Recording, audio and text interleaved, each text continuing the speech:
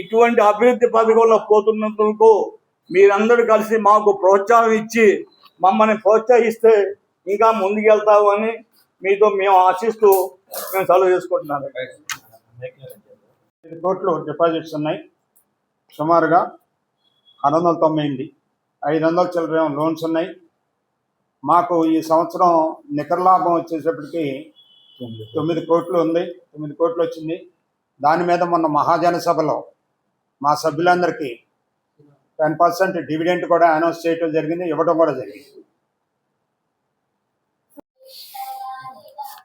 ఇప్పుడు మా mobile banking కూడా మొదలుపెట్టాం.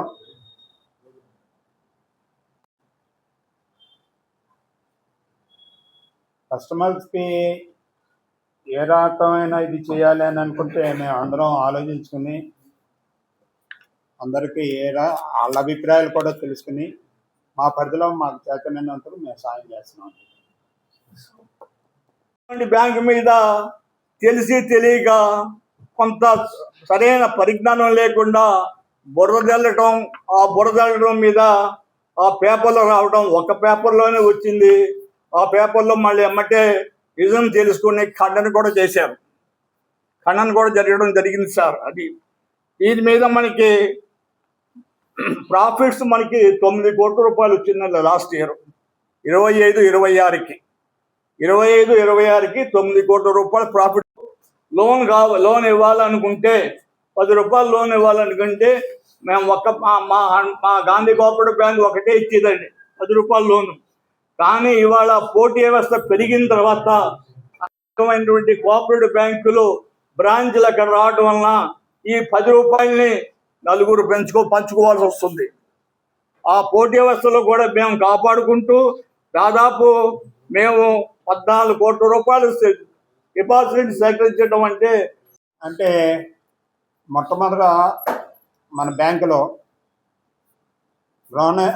మార్టిగేజ్ లోన్స్, గోల్డ్ లోన్స్ ఇవ్వండి.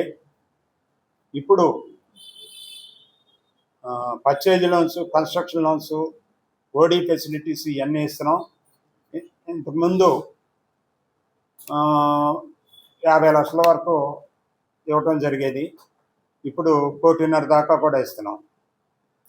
వాళ్ళ డాక్యుమెంట్స్ పర్ఫెక్ట్గా ఉండి వాళ్ళ ఆస్తులు ఏ రకమైన లిటిగేషన్లో లేదు అనుకుంటే 2 కోట్ల దాకా కూడా ఇస్తాం.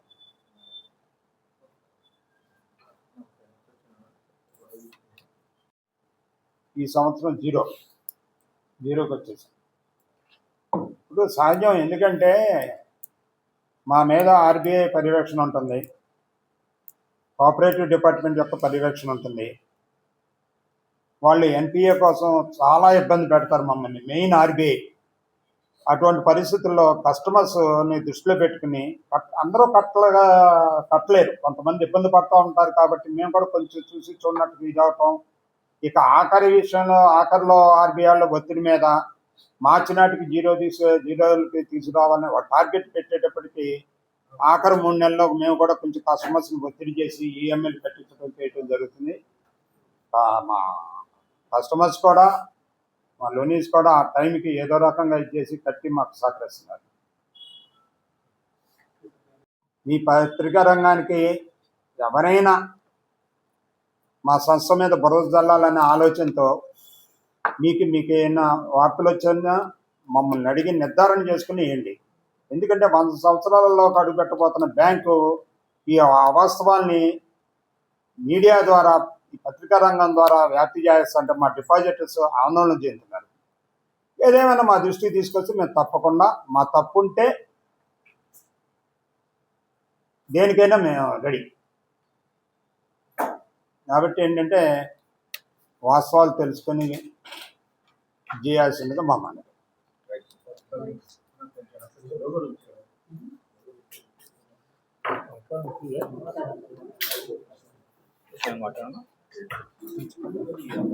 ఒక్క నిమిషం వైస్ చైర్మన్ అన్సారీ గారు మాట్లాడతారు.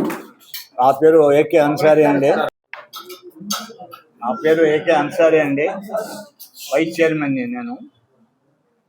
ఈ గాంధీ కోఆపరేటివ్ అర్బన్ బ్యాంకు స్థాపించి 98 ఏళ్ళు క్రాస్ అయిందండి.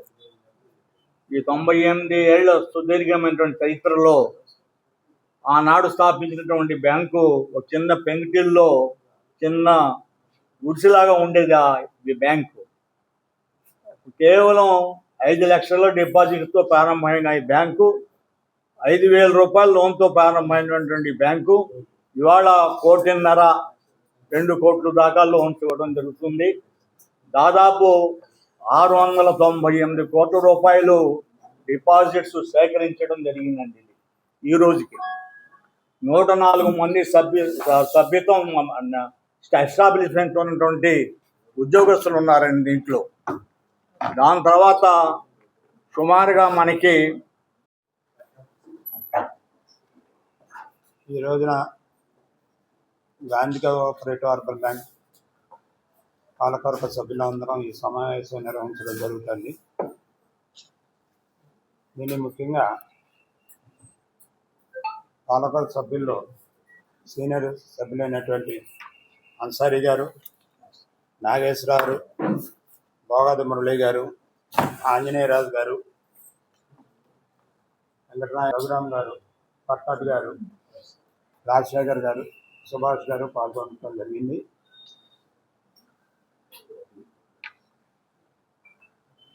ఒక డైరెక్టర్ అమెరికా వెళ్ళటం, ఇంకో ప్రొఫెషనల్ డైరెక్టర్ ఆస్ట్రేలియా అక్కడికి వెళ్ళటం జరిగింది. అందువల్ల ఉన్నంత వరకు సమావేశానికి హాజరయ్యాం. ఈ రోజున ఈ సమావేశం యొక్క ముఖ్య ఉద్దేశం ఏంటంటే 1928లో స్థాపించినటువంటి బ్యాంకు రేపు 28వ సంవత్సరంలోకి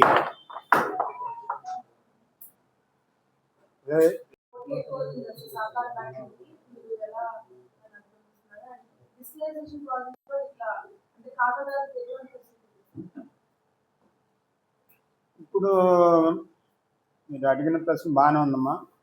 ఈ చుట్టుపక్కల అప్పట్లో మా చిన్నప్పుడు ఈ బ్యాంక్ ఒకటి ఉండేది. తర్వాత పటమట్లో మా బ్రాంచ్ ఒకటి ఉండేది. దాని మీద ఇప్పుడు సహకార బ్యాంకులో కానీ రకరకాల బ్యాంకులు బాగా ఎక్కువగా రావటం జరిగింది. దాని మీద మా కస్టమర్స్కి మొట్టమొదట చాలా చిన్న రుణం ఇచ్చేవాళ్ళం. మాకు తెలిసినప్పటి నుంచి, మా చిన్నప్పుడు నాకు తెలుసు. వాళ్ళు పాకల్లో ఉన్నప్పుడు రుణాలు తీసుకున్నటువంటి వాళ్ళు ఈ రోజున డాబాలు కట్టుకుని కూడా మా దగ్గర లోన్స్ తీసుకుంటూ కంటిన్యూ అవుతున్నారు. ఇక సభ్యులకి ఖాతాదారులకి చేసేది ఏమన్నా లాభాలు వచ్చిన దాని మీద వాళ్ళకి డివిడెంట్లు ఇవ్వటం, వచ్చిన వెంటనే మా బోర్డు సమావేశంలో ఈ లోన్స్ ఇవ్వచ్చా ఇవ్వకూడదా అని డైరెక్టర్లు కానీ మా ఎంప్లాయీస్ కానీ క్షుణ్ణంగా పరిశీలించి ఇవ్వచ్చు అనుకుంటే బోర్డులో తీర్మానం చేసిన 3వ రోజు 4వ రోజుకి లోన్స్ ఇవ్వటం జరుగుతుంది. తర్వాత మరి ఎందుకని ఇది చేస్తున్నారో ఏంటో మాకు తెలియదు, కానీ కొన్ని అరాచక శక్తుల ప్రోద్బలంతో ఈ రకంగా బ్యాంకు మీద ఆరోపణలు చేయటమే కానీ అతడు డిపార్ట్మెంట్ వారికి కంప్లైంట్ చేసిన దాని మీద వారు వచ్చి బ్యాంకులో రికార్డు మొత్తం పరిశీలించుకుని ఏ రకమైన అవకతవకలు జరగలేననే నిర్ధారణకు వచ్చి అది పక్కన పెట్టిన దాని మీద ఆ వ్యక్తి కలెక్టర్ గారికి కానీ డిఆర్కి కానీ కంప్లైంట్స్ ఇచ్చిన దాని మీద మళ్ళీ వాళ్ళు పరిశీలించడం జరిగింది.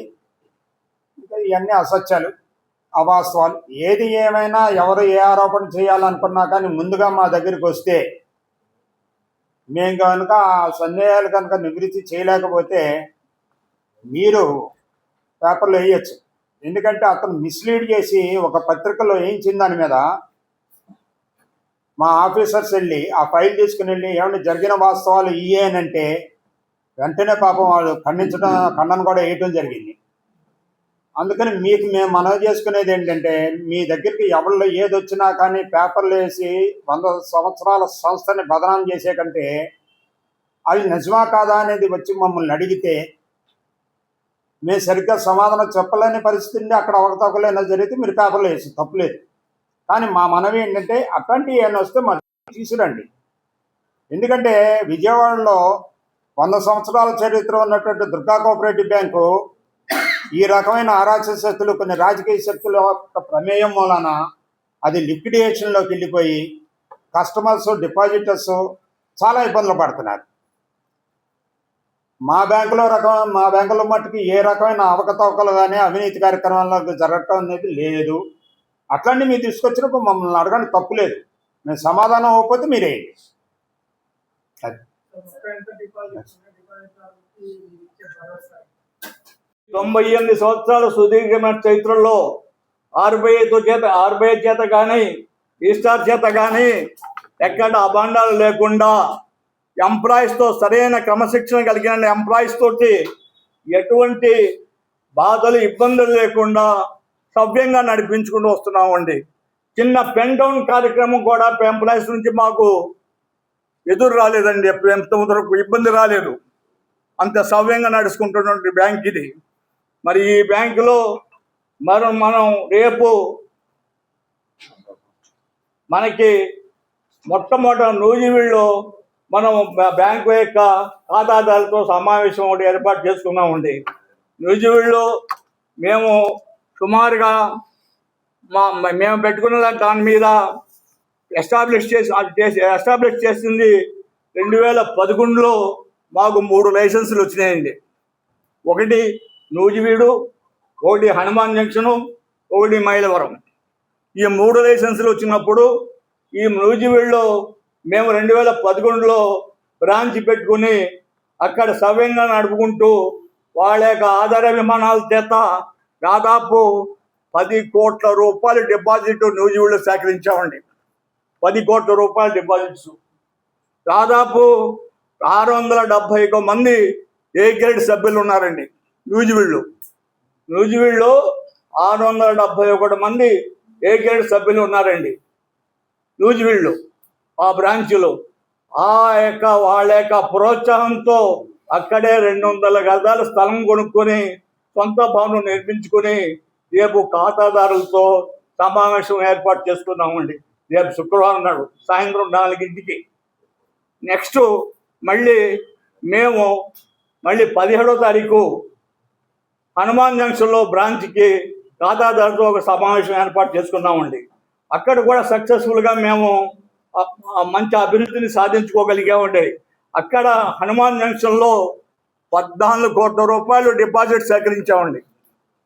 హనుమాన్ జంక్షన్లో 14 కోట్ల రూపాయలు డిపాజిట్ సేకరించామండి. దాదాపు ఏ గ్రేడ్ సభ్యులకే ఓటింగ్ హక్కు ఉంటుంది. లోన్ తీసుకున్న వాళ్ళకే ఏ గ్రేడ్ సభ్యత్వం వస్తుంది. ఈ 720 మంది సభ్యులు ఉన్నారండి హనుమాన్ జంక్షన్లో. ఇంతకుముందు మేము కొత్తగా పెట్టిన మంది ఏ గ్రేడ్ సభ్యులు ఉన్నారండి. దీనికి ఏ గ్రేడ్ సభ్యులు 22 మంది. మొత్తం బ్యాంకు హెడ్ ఆఫీసు ఇదండి. 13 బ్రాంచీలు ఉన్నాయండి. ఈ 13 బ్రాంచీలు కూడా 6 జిల్లాల్లో విస్తరించి ఉన్నాయండి. గుంటూరు, విశాఖపట్నం, ఈ ఉభయ జిల్లాలు, మన కృష్ణా జిల్లా, ఎన్టీఆర్ జిల్లా, ఏలూరు వగేరా కలిపితే 6 జిల్లాల్లో విస్తరించి 13 బ్రాంచీలు ఉన్నాయండి. ఈ 13 బ్రాంచీల్లో 4 సొంత భవనాలండి. హెడ్ ఆఫీస్ సొంత భవనం, శ్రీనగరం సొంత భవనం, నూజివీడు సొంత భవనం, జంక్షన్ సొంత భవనం. ఈ రీసెంట్గా నూజివీడు, హనుమాన్ జంక్షన్ రీసెంట్గా మే నెలలో మనం ప్రారంభించుకున్నామండి. సుమారుగా ఈ సొంత భవనాలు కలిగి దాదాపు మేము ఇస్తున్న రుణాల్లో ఇంతవరకు 98 సంవత్సరాల సుదీర్ఘమైన చరిత్రలో మేము ఎటువంటి తప్పుడు పనులు చేయలేదని చెప్పి ఆర్బీఐ దగ్గర నుంచి కానీ కోఆపరేటివ్ రిజిస్ట్రార్ దగ్గర నుంచి కానీ ఒక చిన్న రిమార్కు, ఒక చిన్న పెనాల్టీ, చిన్న పనిష్మెంటు అంటూ ఎక్కడా లేదండి. ఆర్బీఐ దగ్గర నుంచి కానీ కోఆపరేటివ్ డిపార్ట్మెంట్ నుంచి కానీ మేము ప్రతి సంవత్సరం కూడా జనరల్ బాడీ పెట్టుకుంటామండి. మొన్న 21వ తారీఖు జూన్ నెలలో లారీ ఓనర్స్ అసోసియేషన్ హాల్లో 98వ జనరల్ బాడీ మీటింగ్ జయప్రదంగా నిర్వహించుకున్నామండి. 98. ఇంకో సంవత్సరం దాటితే, నెక్స్ట్ ఇయర్ దాటితే 100వ సంవత్సరంలోకి మేము వెళ్ళబోతున్నామండి. టోటల్గా మనకు ఉన్నటువంటి రాష్ట్రంలో 44 కోఆపరేటివ్ అర్బన్ బ్యాంకులు ఉంటే 44 కోఆపరేటివ్ అర్బన్ బ్యాంకులు ఉంటే ఆ 44 కోఆపరేటివ్ అర్బన్ బ్యాంకులో అగ్రగణ్యంగా ఆదర్శమూర్తిగా ఆదర్శ తీరుగా ఈ బ్యాంక్ యొక్క నడవడిక ఉందండి. ఈ బ్యాంకు చేసే విధానం, ఈ బ్యాంకు నడపడే విధానం, ఈ ఎట్లా నడుస్తుంది, వీళ్ళ ఆలోచన ఎలాగ ఉంటాయి అని చెప్పి ఈ 44 బ్యాంకులు ఉన్న వాళ్ళు రాష్ట్రంలో మా బ్యాంకు సిఇఓ గారి దగ్గరకు వచ్చి, చైర్మన్ గారి దగ్గర వచ్చి సలహాలు తీసుకుంటుంటారండి. ఇటువంటి సంవత్సరంలోకి అడుగు పెట్టబోతున్నాం. ఈ సందర్భంగా 2022లో నేను చైర్మన్ అవటం కానీ, నేను చైర్మన్ అయిన కాడి నుంచి పాలక సభ్యులతో, ఎంప్లాయీస్ మరియు మా సిఇఓ గారు అయినటువంటి పద్మిని, సిఓఓ గారు అయినటువంటి శివప్రసాద్ గారు, వీళ్ళందరూ సహాయ సహకారాలతో ఈ బ్యాంకుని అభివృద్ధి చేసుకుంటూ వస్తున్నాం. ముఖ్యంగా ఏంటంటే, రేపు మాది నూజివీడు శాఖ కొత్త భవనంలోకి అడుగు పెట్టబోతున్నాం. అదేవిధంగా రేపు 17వ తారీఖున హనుమాన్ జంక్షన్ కొత్త భవనంలోకి అడుగు పెట్టబోతున్నాం. తర్వాత మీరందరూ వచ్చారు, చూశారు. ఇక్కడ ఇది మెయిన్ హెడ్ ఆఫీసు. ఇక్కడ ఈ బిల్డింగ్ సరిపోకపోనందువల్ల పటమట్లో 1440 గజాలు కొనడం జరిగింది. అక్కడ పటమట్ బ్రాంచి సెంట్రల్ ఆఫీసు కన్స్ట్రక్షన్ త్వరలో చేపట్టబోతున్నాం. ఇవన్నీ ఎందుకు చెప్తున్నానంటే, బ్యాంకు యొక్క అభివృద్ధి అంశాలు మీ దృష్టిలోకి తీసుకురావాలని, మా సభ్యులు, మా శ్రేయోభిలాషులందరూ కూడా ఈ విషయాలు మీ ద్వారా తెలియజేయాలనే ఆలోచనతో ఈ సమావేశం ఏర్పాటు చేయడం జరిగింది. కాబట్టి మీకు ఏదైనా ఇదంటే మీరు అడగాల్సినట్టు కూడా సమాధానం చెప్తాం.